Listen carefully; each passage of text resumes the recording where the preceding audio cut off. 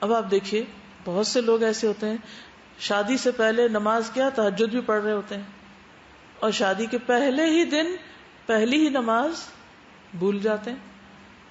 ہمارے ایک عزیز ہیں، ان کا کسی کے بارے میں گمان تھا کہ یہ بہت نیک انسان ہے، متقی ہے. تو کہتے ہیں کہ میں نے اپنے دل میں رکھا، وہ صبح فجر کی نماز جو ملا کرتے تھے، کہتے میں نے اپنے دل میں رکھا کہ اگر یہ لڑکا شادی والے دن مسجد آیا تو میں مانوں گا کہ واقعی تقوی والا ہے. اور الحمدللہ وہ بچہ شادی کے دن صبح فجر کی نماز اس نے حسب معمول مسجد میں پڑھی. کتنی ہی دلہنیں دلہن بن کے سب سے پہلا کام کیا کرتی؟ نماز ضائع کرتی. واتبعوا الشہوات فسوف یلقون غیا، خواہشات کی پیروی نمازیں ضائع کرواتی. اور آپ کو معلوم ہے کہ ایک فجر کی نماز ضائع کرنے کا نقصان کتنا بڑا ہے، اور منافق پہ سب سے بھاری فجر کی نماز ہے.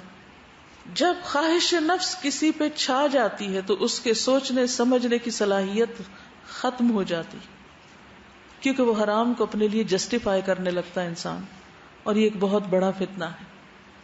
سورۃ الجاثیہ 23 میں آتا ہے، اللہ تعالیٰ فرماتے ہیں افرأیت من اتخذ الہہ ہواہ وأضلہ اللہ علی علم وختم علی سمعہ وقلبہ وجعل علی بصرہ غشاوہ.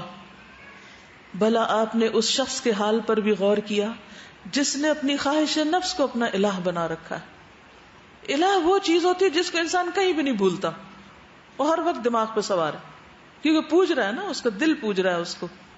تو جب کوئی چیز اس درجے کی انسان کے اوپر چھا جاتی ہے تو پھر اس سے کوئی فرق نہیں پڑتا کہ وہ کتنا بڑا اسکالر ہے. اور اللہ نے علم کے باوجود اسے گمراہ کر دیا. علم ہونے کے باوجود گمراہیاں اسی راستے سے آتی ہیں، خواہشات کے راستے سے آتی ہیں. اور اس کے کان اور دل پہ مہر لگا دی اور اس کی آنکھ پر پردہ ڈال دیا. اب اللہ کے بعد کون ہے جو اسے ہدایت دے سکے؟ ایسا انسان چونکہ بڑا عالم ہے، ہر شخص یہ کہتا ہے بھی اتنا بڑا اسکالر وہ نہیں غلط کر سکتا. یہی جواز دے دیتے ہیں نا، جب کسی کو منع کیا جائے تو کہتے نہیں وہ تو بہت جانتے ہیں، سب کچھ جانتے ہیں، انہیں نہیں پتا، انہیں تو سب پتا ہے. اب کون ہے جو اسے ہدایت دے سکے؟ وہ کس کی مانے گا؟ کیونکہ وہ تو خود کو بہت بڑی چیز سمجھتا ہے، وہ تو کسی کی بھی نہیں مانے گا. کیا تم غور نہیں کرتے؟ کیا تم دیکھتے نہیں ہو؟ سوچتے نہیں ہو؟ اور یہ حد درجے کی تباہی کا راستہ جو کسی کے لیے کھل جاتا ہے، اور صرف اللہ کی مدد سے ہی انسان اس فتنے سے باہر آ سکتا ہے. نصیحت کرنا اور سمجھانا تو فرض ہے، لیکن اس کے بعد صرف دعا کی جا سکتی، کیونکہ ایسے لوگوں کی ہدایت اور زیادہ مشکل کام ہوتی ہے. جو شخص لا علم ہوتا ہے نا، جب اس کو پتا چلتا ہے تو وہ ڈر جاتا ہے اور وہ کہتا ہے ہاں آئی ایم سوری، مجھے پتا نہیں تھا، مجھے ایسا نہیں کرنا چاہیے تھا. لیکن جب علم آ جائے اور سب کچھ پتا ہو، حلال کیا حرام کیا، جائز کیا ناجائز کیا، اور پھر انسان پھسل جائے تو بس اسے اللہ ہی اٹھائے. سورۃ الفرقان 43 میں اللہ تعالیٰ فرماتے ہیں ارأیت من اتخذ الہہ ہواہ افانت تکون علیہ وکیلا. اللہ کے بعد نبی صلی اللہ علیہ وسلم کے مقام کے بارے میں بات کی جا رہی ہے. بھلا آپ نے اس شخص کے حال پہ غور کیا جس نے اپنی خواہش کو اپنا الہ بنا رکھا ہے، اسے پوج رہا ہے ہر وقت. ایسے شخص کو سیدھی راہ پہ لانے کے آپ ذمہ دار کیا بن سکتے ہیں؟ کیا آپ بھی اس کو ہدایت دے سکتے ہیں؟ افانت تکون علیہ وکیلا، آپ اس کے کام آئیں گے؟ آپ بھی نہیں اس کو ہدایت دے سکتے، آپ بھی اس کا ذمہ نہیں لے سکتے. اصل میں انسان کمزور پیدا کیا گیا، کہیں بھی پہنچ جائے، کتنا بڑا عابد اور عبادت گزار بن جائے اور کتنا بڑا علم کے مقام پہاڑ کی چوٹی تک پہنچ جائے، کبھی اپنے نفس سے غافل نہ ہو. جب انسان پھسلتا تو پتہ بھی نہیں چلتا، اور اگر اللہ احساس نہ دے تو احساس بھی نہیں ہوتا. حضرت انس سے روایت ہے کہ رسول اللہ صلی اللہ علیہ وسلم نے فرمایا جب اللہ تعالیٰ نے آدم علیہ السلام کا ڈھانچہ تیار کر لیا تو اسے یوں ہی پڑا ہوا چھوڑ دیا. ابلیس اس کے ارد گرد گھوم کر اسے دیکھنے لگ گیا. جب اس نے دیکھا یہ تو اندر سے خالی ہے تو کہا میں اس کے مقابلے میں کامیاب ہو جاؤں گا، کیونکہ یہ ایسی مخلوق ہے جو خود پر قابو نہ پا سکے گی. اگر ہم دیکھیں تو اوپر سے ہمارا ایک خول ہی ہے نا، اندر سے تو خالی ہے، کیونکہ اندر ایک جگہ پیٹ اور ایک جگہ دل اور دماغ ہے، تو خواہشات کی جگہ تو یہی ہے. رسول اللہ صلی اللہ علیہ وسلم نے حجۃ الوداع کے موقع پر لوگوں کو خطبہ دیا اور فرمایا شیطان اس بات سے نا امید ہو گیا کہ تمہاری زمین میں اس کی پرستش کی جائے، یعنی عرب میں، لیکن وہ اس بات سے راضی ہو گیا کہ اس کے علاوہ ان اعمال میں جن کو تم حقیر سمجھتے ہو اس کی اطاعت کی جائے. یعنی اس کو یہ ہے کہ شرک تو تم نہیں کرو گے لیکن اور چیزوں میں وہ پھنسا لے گا. پس تم بچو اور جان لو کہ میں تم میں 2 چیزیں چھوڑ کے جا رہا ہوں، تم ہرگز گمراہ نہ ہوگے جب تک ان کو مضبوطی سے تھامے رکھو گے، ایک اللہ کی کتاب اور دوسرے اس کے نبی کی سنت. تو شیطان کام کس طرح کرتا ہے؟ یعنی شیطان چھوٹی چھوٹی چیزوں سے آتا ہے، چھوٹی چھوٹی باتوں سے، چھوٹے چھوٹے جیسچر سے، چھوٹے چھوٹے سٹیپ سے. تقوی ایک ایسی روشنی ہوتی ہے اندر کہ انسان اذا مسہم طائف من الشیطان تذکروا فاذا هم مبصرون، کہ شیطان کا وار ہوتا ہے تو وہ ایک دم ان کی آنکھیں کھل جاتی ہیں، یہ کیا ہو گیا، وہ دیکھنے لگتے ہیں. اور اگر خواہشات کی کثرت تقوی کی روشنی بجھا دے تو انسان کو پتہ بھی نہیں چلتا وہ کہاں سے کہاں پہنچ گیا. اور پھر شیطان کیا کرتا ہے؟ سورۃ الانعام 121 میں آتا ہے وَإِنَّ الشَّيَاطِينَ لَيُوحُونَ إِلَىٰ أَوْلِيَائِهِمْ لِيُجَادِلُوكُمْ وَإِنْ أَطَعْتُمُوهُمْ إِنَّكُمْ لَمُشْرِكُونَ. شیطان سب سے پہلے ان کے دلوں میں ڈالتے ہیں جو ان کے دوست ہوتے ہیں، جہاں ان کی چلتی، پھر ان کو اتنا تیار کر دیتے ہیں کہ وہ آپ سے جھگڑنے آ جاتے ہیں، آپ سے بحثیں کرتے ہیں، آپ کو الفاظ کے ذریعے خاموش کراتے ہیں کہ آپ غلط سوچتے ہیں اور آپ بڑے ریجڈ ہیں اور بڑے تنگ نظر ہیں اور دنیا کدھر سے کدھر جا رہی ہے اور آپ نے عورت کو بند کر کے رکھا ہوا ہے اور آپ نے اس کو سر ڈھانک دیا. اور یعنی دین کے احکامات کے بارے میں اللہ نے جو بھی حلال حرام جائز ناجائز بتایا ہے ان کے بارے میں پھر وہ آ کے جھگڑتے ہیں. تو پھر انسان کہتا ہے یہ اتنا پڑھا لکھا شخص ہے، پتہ نہیں کتنی ویلڈ ہے اس کی بات تو کچھ ٹھیک ہی لگ رہی ہے. تو اللہ تعالیٰ فرماتے ہیں کہ اگر ان خواہشات کی پیروی کی یا شیطان کے ان مشوروں پر چلے جو وہ کسی کے ذریعے آپ کے سامنے قرآن و سنت کے مقابلے میں لا رہا ہے تو پھر کیا ہوگا؟ انکم لمشرکون. یعنی شیطان کے بات یا کسی اور یا نفس کو بھی الہ بتایا گیا نا، تو یہ سارے الہ بن جاتے ہیں. طاغوت ہے نا شیطان، تو اللہ کی اطاعت ہو نہیں سکتی جب تک طاغوت کا انکار نہ ہو. کوئی دلیل ہے؟ فَمَن يَكْفُرْ بِالطَّاغُوتِ وَيُؤْمِن بِاللَّهِ، پہلے طاغوت کا انکار پھر ایمان باللہ. فَقَدِ اسْتَمْسَكَ بِالْعُرْوَةِ الْوُثْقَى لَا انفصام لها، پھر انسان کو استقامت نصیب ہوتی ہے، پھر اس کے ہاتھ وہ کڑا آتا ہے جب وہ طاغوت کا انکار کر دیتا ہے، پھر وہ نہیں ٹوٹتا وہ سہارا، کیونکہ وہ اللہ کو مضبوط پکڑ لیتا ہے. لیکن پہلے طاغوت کا انکار ضروری ہے. چلیے اس سے پہلے کہ میں آگے چلوں، یہاں تک اگر آپ کوئی چیز ایڈ کرنا چاہیں یو آر موسٹ ویلکم. السلام علیکم. استاذہ یہ جب ہم بات کر رہے تھے نا کہ بہت سی ایسی چیزیں ہیں جو کہ رکاوٹیں بنتی ہیں اللہ کے دین کو پھیلانے میں، تو خاص طور پہ عورتوں کے لیے عام طور پہ یہی ہوتا ہے کہ اس کا گھر سب سے پہلے رکاوٹ بنتا ہے. اور سب سے بڑی بات یہ ہوتی ہے کہ حکمت کی کمی. ہمیں یہ سمجھ نہیں آتا کہ کون سی چیز امپورٹنٹ ہے اور کون سی چیز اس سے کم درجے کی امپورٹنٹ ہے. اکثر ہم یہ ہوتا ہے کہ دنیاوی محبت میں اتنا بڑھتے جاتے ہیں اور ہم اس چیز کو اپنی نیڈ بنا لیتے ہیں. ہم کہتے ہیں نہیں جی یہ تو ہماری ضرورت ہے، یہ ہمارے لیے بیسکس ہیں، تو اس کے بغیر تو ہم نہیں رہ سکتے. بعض وقت شیطان انجانی چیزوں سے ڈراتا ہے کہ اگر تم نے یہ دین کا یہ کام کر لیا، نماز پڑھ لی، فلاں کر لیا، حجاب پہن لیا، تمہارا رشتہ نہیں آئے گا، یا پھر شوہر تم سے ناراض ہو جائے گا، یا کچھ. وہ چاہے اتنا ناراض ہو یا نہ ہو، شیطان نے زیادہ ہی ڈر ڈالا ہوا ہوتا ہے دل میں. نیکسٹ.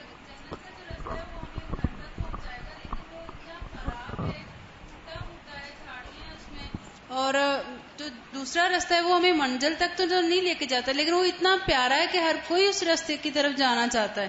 یعنی آپ یوں سمجھے نا کہ ایک طرف دنیا کی ساری اٹریکشنز جو ہیں وہ کھینچ رہی ہیں اپنی طرف. جی یہ بھی ہونا چاہیے، بھی ہونا چاہیے، بھی ہونا چاہیے. وہ ساری چیزیں جس میں انسان بوسٹ کرتے ہیں، جن کی وجہ سے انسان اپنے آپ کو بڑی چیز سمجھتے ہیں. تو جب کچھ لوگ وہ حاصل کر لیتے ہیں تو ہمارے آئیڈیل بن جاتے ہیں، پھر ہم آنکھیں بند کر کے ان کے پیچھے دوڑنا شروع کر دیتے ہیں اور اس راہ میں کچھ بھی قربان کرنا پڑے تو کرتے چلے جاتے ہیں. حالانکہ انسان جانتا بھی ہے کہ اس راستے پہ جانے پہ اس کو منزل نہیں ملے گی، لیکن وہ اس کی اٹریکشن اتنی ہے کہ ہر کوئی ادھر جا رہا ہے. بالکل. جی آپ فرمائیے. استاذہ یہ جو باتوں کی ہم نے بات کی کہ ہم لوگ اپنی میں سے نہیں نکلتے، اس میں عورتوں کے بارے میں اسپیشلی ہم دیکھتے ہیں کہ 2 طریقے ہوتے ہیں ڈسکشن کے، یا آپ کے جب کسی سے انٹریکشن ہوتا ہے.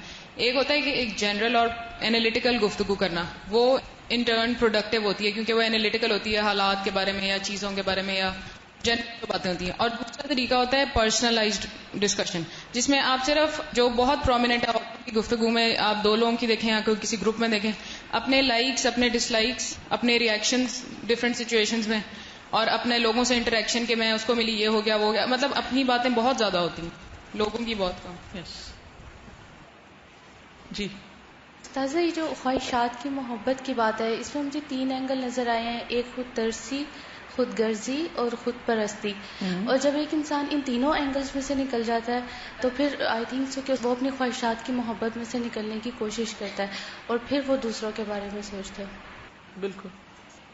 اب دیکھیے ہم نے پیچھے بھی بات کی تھی کہ خواہشات نفس کی وجہ سے انسان سب سے پہلے اپنے فرائض سے غافل ہوتا ہے، فرائض سے غافل ہوتا ہے. رسول اللہ صلی اللہ علیہ وسلم نے فرمایا میری امت کی ہلاکت کتاب اور دودھ میں ہوگی، کتاب اور دودھ میں.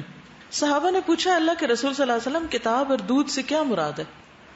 آپ نے فرمایا قرآن کی تعلیم حاصل کریں گے لیکن ایسے معنی پر اس کی تعویل کریں گے جس کے لیے اللہ تعالیٰ نے اسے نازل نہیں کیا، یعنی جو اس آیت کے نازل ہونے کا مقصد نہیں، کانٹیکسٹ نہیں ہے اس کا کوئی، اپنی مرضی سے اس میں دور پار کی کوڑیاں لائیں گے اور دودھ کو اتنا پسند کریں گے کہ جماعتیں اور جمعے چھوڑ دیں گے اور جنگلوں دیہاتوں کی طرف نکل جائیں گے، یعنی وہاں رہیں گے. اب جو لوگ بھی 10-10 میل دور شہر سے گھر بنا لیتے ہیں، مثلا فارم ہاؤس وغیرہ، وہ کتنی نمازیں مسجد میں جا کے پڑھتے ہیں اور آؤٹ اسکرٹس میں جا کے کیوں رہتے ہیں کہ ہر چیز آرگینک ملے گی، اپنا گارڈن ہوگا، اپنی گائے بھینس ہوگی اور صحت بہت اچھی ہوگی. واقعی بہت اچھی ہو جاتی. میں نہیں کہتی کہ آپ اچھا گھر نہ بنائیں، یہ دور نہ بنائیں، لیکن یہ بھی ذرا سوچ لیں کہ واقعی پھر آپ مسجد میں نماز کی پابندی کریں گے. یعنی دنیا کو جنت بنانے کی ایسی فکر کہ یہ بھول جانا کہ فرائض کا کیا ہوگا، باقی ذمہ داریوں کا کیا ہوگا. نبی صلی اللہ علیہ وسلم نے فرمایا لوگوں پر ایسا وقت بھی آئے گا کہ ان کے دل اجمیوں کے دلوں کی مانند ہو جائیں گے، یعنی نان مسلمز مراد ہیں. دنیا کی محبت اور ان کا طریقہ آراب والا ہوگا. جو بھی رزق ان کے پاس آئے گا اس کو جانوروں پر لگا دیں گے، یعنی اس میں لائف سٹاک میں بہت انویسٹمنٹ کریں گے. جہاد کو تکلیف سمجھیں گے اور زکوٰۃ کو جرمانہ اور چٹی تصور کریں گے، یعنی یہ حالات ہو جائیں گے. پھر ایک دوسرے سے آگے بڑھنے کی حرص ہوگی.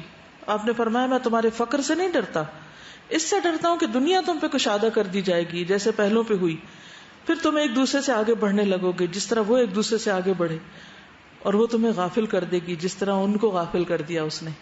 کیونکہ ایک لازمی نتیجہ ہے دنیا کی دوڑ میں آگے جانے کا کہ وہ انسان کو دین سے غافل کر دی. کچھ پیچھے چھوڑیں گے تو کسی اور چیز میں آگے نکلیں گے نا.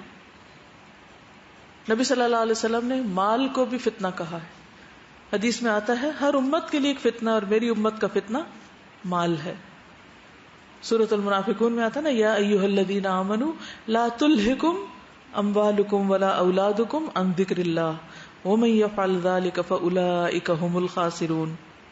وہ حدیث بھی یاد کر لیں کہ 2 بھوکے بھیڑیے اگر بکریوں میں چھوڑ دیے جائیں، بکریوں کے گلے میں، تو اتنا فساد اور خرابی نہیں کریں گے جتنا مال و جاہ کی حرص انسان کے دین کو خراب کرتی.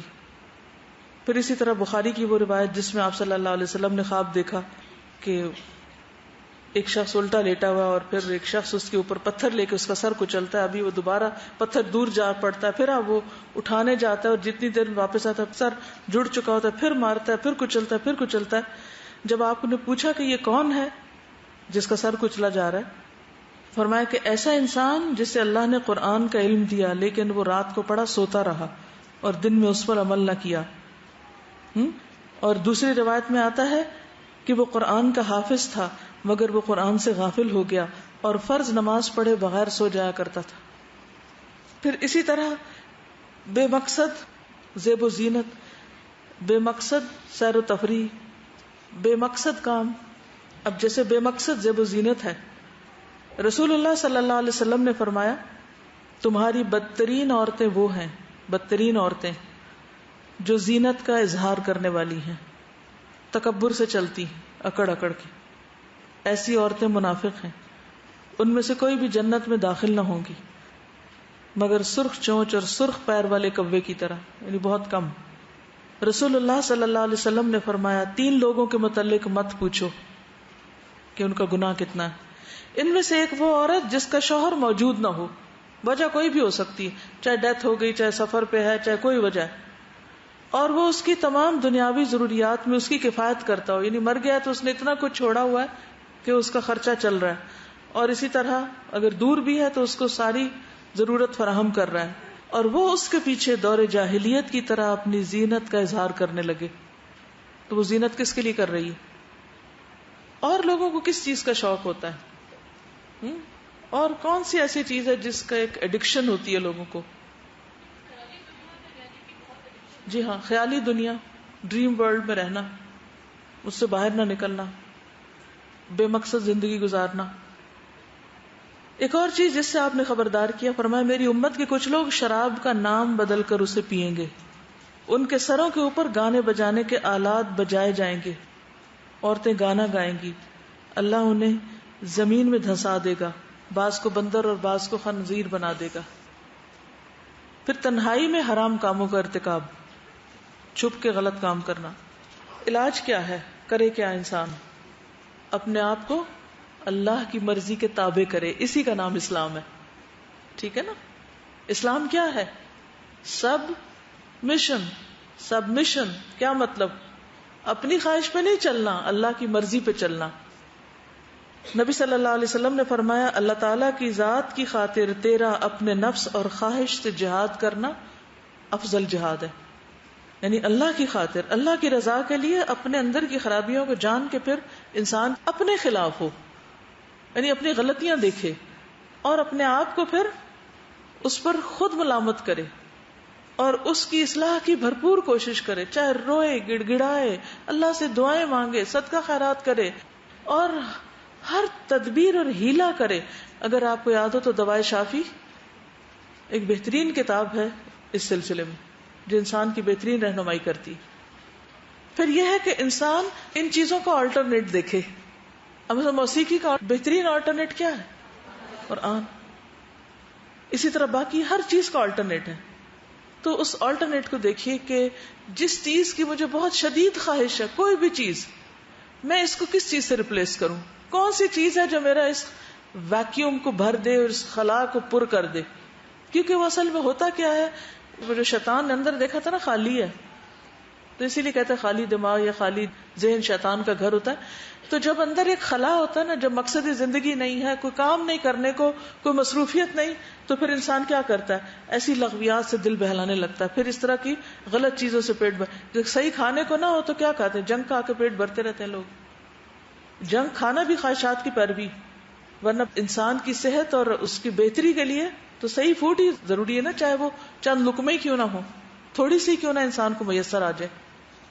لیکن ہم میں سے کتنے لوگ ہیں جو واقعی پھر کھانے کے معاملے میں اپنی خواہش کنٹرول کر سکتے ہو؟ بہت سے لوگ اچھا بھلا کھانا ہوتا ہے اس کو چھوڑ کے کیا کھا رہے ہوتے ہیں؟ وہ کیا کر رہے ہیں؟ نبی صلی اللہ علیہ وسلم نے جو 2 چیزوں پہ خبردار کیا ہے، ایک پیٹ اور ایک شرمگاہ، دونوں کی خواہشات. اور پیٹ کی خواہشات یہی ہیں کہ صرف لذت کے لیے کھانا، صرف ٹیسٹ کے لیے کھانا. اس کا مطلب نہیں کہ اچھا کھانا اور اس کو ٹیسٹ لیس بنایا جائے، نہیں، صرف ابلے ہوئے کھانے کے لیے نہیں کہا گیا. اس کو اللہ نے باقی چیزیں بھی پیدا کی، عقل بھی دی ہے، اچھے سے بنا کے کھاؤ. لیکن جس کھانے کے، جس لائف سٹائل کے ہم عادی ہوتے جا رہے ہیں اور صرف لذتوں کے لیے کھاتے ہیں، وہ بھی انہی خواہشات کی پیروی. کیونکہ اس کے پیچھے پھر کیا ہوتا ہے؟ زندگی کا ایک قیمتی وقت اور بہت زیادہ ذہانت اور عقل مندی اور ہنر مندی ساری قسمیں لگ جاتی. ایک عورت کا، ایک ایوریج خاتون کا دن کا بڑا حصہ کس جگہ گزرتا ہے؟ مصلے پر، ہے نا، یا کتاب کے ساتھ. سب کو پتا ہے کیا ہوتا ہے اور اس میں کتنی ضرورت ہوتی ہے اور کتنی خواہش ہوتی ہے. یہ ہم سب خود سوچ سکتے ہیں کہ اس میں سے ضرورت کتنی ہے کہ جس کے بغیر گزارا نہیں، اور اس میں سے کون سی چیز ہے جو صرف خواہشات کی تکمیل کے لیے کیے چلے جا رہے ہیں اور گھنٹوں لگائے چلے جا رہے ہیں. تو علاج کیا ہے؟ یعنی جنت میں جانے کے لیے پھر کیا کرنا ہے؟ اپنے نفس سے جہاد کرنا ہے، اور وہ مشکل کام جو ہمارا دل نہیں کرتا کرنے کو، ان کو کسی بھی طرح منانا ہے اپنے آپ کو کہ وہ کر کے چھوڑنا ہے. نبی صلی اللہ علیہ وسلم نے فرمایا اللہ تعالیٰ 3 لوگوں سے محبت کرتا ہے، ان پہ ہنستا ہے، ان سے خوش ہوتا ہے. کون ہوں گے بھلا وہ خوش قسمت؟ ان میں سے ایک وہ آدمی جس کی بیوی خوبصورت ہو اس کے پاس بہترین نرم بستر ہے، لیکن وہ قیام کرنے کے لیے رات کو اٹھ کھڑا ہوتا ہے. وہ اس کو چھوڑ کر اللہ کے حضور قیام کرتا ہے. اللہ تعالیٰ کہتا ہے میرے بندے نے اپنی شہوت کو ترک کر دیا اور میرا ذکر کر رہا ہے، مجھ سے سرگوشی کر رہا ہے. اگر یہ چاہتا تو سو بھی سکتا تھا، آرام کرتا، لیکن وہ اپنی خواہش چھوڑ کے اٹھا ہے. دوسرے وہ آدمی کہ اس کی جماعت فرار ہو گئی، یعنی لشکر چلا گیا، لیکن وہ ان کے بعد اللہ کے لیے لڑتا رہا یا قتل ہو گیا. اللہ تعالیٰ نے اس کی مدد کی اور اس کی کفایت کی. اللہ تعالیٰ ایسے آدمی کے بارے میں کہتا ہے میرے بندے کی طرف دیکھو، وہ اپنے آپ کو میرے لیے روکے ہوئے ہے. سب چلے گئے ہیں، بھاگ گئے ہیں، وہ میدان میں جمع ہوا ہے. یا تو مارا گیا یا پھر وہ اللہ کی راہ میں لڑتا رہا. بہت دفعہ ایسا ہوتا ہے نا، ہم دین کے نام پہ بڑے بڑے دعوے کرتے ہیں، چھوٹی سی آزمائش آتی ہے تو منہ پھیر لیتے ہیں. اگر اللہ کے لیے ہوں تو جمے رہیں، دنیا ادھر سے ادھر ہو لیکن ہم جمے رہیں، کیونکہ صرف اللہ کی ذات ہی بندے کو تھام سکتی ہے. تو اللہ ایسے بندے سے محبت کرتا ہے، اس پہ ہنستا ہے، اس پہ خوش ہوتا ہے. تیسرا وہ آدمی جو قافلے سمیت سفر پر ہو، وہ رات کو کچھ حصہ جاگنے اور چلنے کی وجہ سے چور ہو گئے ہوں، بہت تھک گئے ہوں، سب سو گئے ہوں، لیکن وہ خوشی ناخوشی میں سحری کے وقت اٹھ کھڑا ہو اور نماز شروع کر دے. کبھی ایسا ہوتا ہے نا کہ انسان بہت تھک چکا ہوتا ہے، کام کر کر کے پھر ہم اپنے آپ کو کہتے ہیں نہیں ہمارا حق ہے نا، اب ہم آرام کر لیں. ٹھیک ہے، ضرور آرام کریں، لیکن اسی آرام میں تھوڑا سا وقت اللہ کے لیے نکال لیں. یعنی ایسے وقت میں جب سارے ہی ہار مان جائیں کہ بس بھائی بس ہو گئی اب، اور وہ اللہ کے لیے اٹھ جائے. یہ صرف وہ اٹھ سکتا ہے جس کو حقیقی معنوں میں اللہ سے محبت ہوگی، صرف زبانی الفاظ کے دعوے نہیں. رسول اللہ صلی اللہ علیہ وسلم نے فرمایا طاقتور وہ نہیں جو غالب آ جائے، طاقتور وہ ہے جو اپنے نفس پہ غالب آ جائے، یعنی جو اپنے آپ کو کنٹرول کر لے. ایک اور روایت میں آتا ہے، ابو داؤد کی روایت ہے، نبی صلی اللہ علیہ وسلم نے فرمایا جہاد دو طرح کا ہے. جو شخص رضائے الہی کے حصول کے لیے جہاد کرتا ہے، اپنے امیر کی اطاعت کرتا ہے، اپنی جان خرچ کرتا ہے، شریک سفر کے لیے آسانی کا سبب بنتا ہے، فتنہ فساد سے بچتا ہے، اس کا سونا اور جاگنا باعث اجر و ثواب ہے.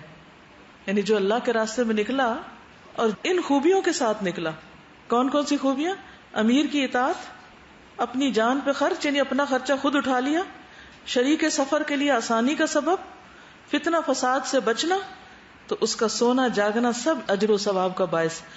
اور جو شخص فخر، ریاکاری اور شہرت کے لیے جہاد کرتا ہے، امام کی نافرمانی کرتا ہے، زمین میں فساد پھیلاتا ہے، تو وہ اتنا بھی ثواب لے کر واپس نہیں آتا جو بقدر کفایت ہو، جو کافی ہو، کچھ بھی نہیں ملتا اس کو. پھر وہ حدیث بھی یاد کریں، 7 لوگ جو عرش کے سائے تلے ہوں گے، ان میں سے ایک وہ مرد جس کو کسی خوبصورت صاحب حسب نسب عورت نے برائی کی دعوت دی اور وہ کیا کہہ کے پیچھے ہٹ گیا، میں اللہ سے ڈرتا ہوں. وَأَمَّا مَنْ خَافَ مَقَامَ رَبِّهِ وَنَهَى النَّفْسَ عَنِ الْهَوَىٰ فَإِنَّ الْجَنَّةَ هِيَ الْمَأْوَىٰ. جنت کس کا ٹھکانہ ہے؟ جس نے اللہ سے ڈر کے اپنی خواہش کو چھوڑ دیا. نَهَى النَّفْسَ عَنِ الْهَوَىٰ. پھر اسی طرح اس کی ساری زندگی اللہ کے لیے. قُلْ إِنَّ صَلَاتِي وَنُسُكِي وَمَحْيَايَ وَمَمَاتِي لِلَّهِ رَبِّ الْعَالَمِينَ. یعنی ہر طرح کی ریاکاری سے خالی، کیونکہ ان سب چیزوں میں اٹریکشن ہوتی ہے نا، کوئی تعریف کر دے، کوئی اکنالج کر لے، کوئی بڑا مان لے مجھے. پھر قرآن و سنت کے سامنے اپنی رائے، اپنا اختیار، اپنی مرضی چھوڑ دینا، یہ بھی نفس کو کنٹرول کرنا ہے. وَمَا كَانَ لِمُؤْمِنٍ وَلَا مُؤْمِنَةٍ إِذَا قَضَى اللَّهُ وَرَسُولُهُ أَمْرًا أَن يَكُونَ لَهُمُ الْخِيَرَةُ مِنْ أَمْرِهِمْ. ان کے حکم کے آگے اپنے حکم اور اپنی خواہش کو چھوڑ دینا. اللہ کا حکم آگے بس سٹاپ. پھر اسی طرح اپنے آپ کو کسی مقصد میں لگا لینا، اللہ کی عبادت کے لیے اپنے آپ کو مصروف کر لینا. اللہ تعالیٰ فرماتے ہیں، حدیث قدسی ہے، اے ابن آدم تم اپنے آپ کو میری عبادت کے لیے فارغ کر لو، میں تمہارے دل کو بے نیازی سے بھر دوں گا، تمہارا فقر دور کر دوں گا. اگر تم ایسا نہ کرو گے تو میں تمہارے دونوں ہاتھ کاموں میں مشغول کر دوں گا، اس کے باوجود تمہارا فقر دور نہ کروں گا. تمہاری محتاجی تمہارے دل میں لگی رہے گی. پھر خاص طور پر اپنی زندگی لیکن جوانی کا درست استعمال. پھر اللہ والوں کا ساتھ چاہنا. وَاصْبِرْ نَفْسَكَ مَعَ الَّذِينَ يَدْعُونَ رَبَّهُمْ بِالْغَدَاةِ وَالْعَشِيِّ يُرِيدُونَ وَجْهَهُ وَلَا تَعْدُ عَيْنَاكَ عَنْهُمْ تُرِيدُ زِينَةَ الْحَيَاةِ الدُّنْيَا. یعنی دنیا کی رونقیں اور رونقوں والے لوگوں کو چھوڑ کر کن کا ساتھ دینا؟ جو اللہ کی یاد رکھنے والے ہوں. وَلَا تُطِعْ مَنْ أَغْفَلْنَا قَلْبَهُ عَنْ ذِكْرِنَا وَاتَّبَعَ هَوَاهُ وَكَانَ أَمْرُهُ فُرُطًا. ایسے لوگوں کی پیروی نہیں کرنی جنہوں نے اللہ کو بلا کے کیا کیا؟ صرف خواہشات کی پیروی کی اور اس کا معاملہ حد سے بڑھا ہوا ہے. اللہ کے ذکر سے غافل ہے وہ شخص. ایسے لوگوں کی کمپنی چھوڑ دیں کہ جو اللہ کی یاد سے غافل ہوں. پھر خواہش پرست جو لوگ ہوں واتبع هواه وكان امره فرطا، ان کی باتیں نہ مانے. ولا تطع من اغفلنا قلبه عن ذکرنا. ایسے لوگوں کی بات ماننی بھی نہیں، کیونکہ وہ کیا چاہیں گے کہ ان کی خواہشات کے لیے آپ ان کا ترنے والا بنے. آپ کے بغیر ان کی خواہش پوری نہیں ہوگی، لہٰذا آپ ان کی باتیں مانتے جائیں گے تو آپ ان کی خواہشات پوری کرتے جائیں گے. سمجھ آئی بات کہ نہیں آئی؟ آپ دیکھیے کہ بہت سے لوگ جو کسی ٹریپ میں پھنستے ہیں وہ کس لیے پھنستے ہیں؟ وہ ان کی اپنی خواہش ہوتی ہے، ہاں؟ دوسروں کی باتوں میں آ کے کہ وہ ناراض ہو جائیں گے اگر وہ ان کی بات نہ مانی، اور اس ٹریپ میں وہ پھنس جاتے ہیں کہ ہائے میں نے اگر اس میسج کا جواب نہ دیا، یا میں نے اس میل کا جواب نہ دیا، یا میں نے اس ٹیلی فون کال کو اٹینڈ نہیں کیا، یا میں نے اس شخص کو کمپنی نہیں دی، یا میں نے اس کی غلط دعوت پر لبیک نہیں کی، تو پھر کیا ہوگا؟ وہ ناراض ہو جائے گا. بھئی خدا تو نہیں جو ناراض ہو گیا تو سب کچھ بگڑ جائے گا. کس کو ناراض کر کے اس کو خوش کر رہے ہیں؟ ایسا ہی ہوتا ہے نا، لوگوں کی خواہشات پوری کرتے کرتے کرتے کیا کرتے ہیں؟ اپنے آپ کو ہلاکت کے گڑھے میں ڈال لیتے ہیں. اور یہ لوگوں کی خواہشات بھی کیا؟ وہ جنت کا پردہ جو ہمیں اٹریکٹ کر رہی ہیں، اور پھر ہم بھول جاتے ہیں کہ اس کے پیچھے کیا ہے. ان کو کراس کریں گے تو آگے جا سکیں گے. پھر یہ کہ جہاں خواہشات پیدا ہوں تو اس میں سے چونکہ خواہشات کو ٹوٹلی مارنا ہمارا دین نہیں ہے، اس میں یہ دیکھا جائے کیا حلال ہے، حرام رستہ چھوڑ کے حلال کی تلاش کی جائے. ٹھیک ہے نا؟ تو یہ کوشش بھی ایک اللہ تعالیٰ کے نزدیک پسندیدہ ہوگی. ویسے یہ نہیں کہ شادی کا انکار ہی کر دیا جائے، لیکن حرام طریقے سے خواہش پوری کرنے کے بجائے نکاح کر لیا جائے، چاہے وہ ایک معمولی شخص ہی ہو.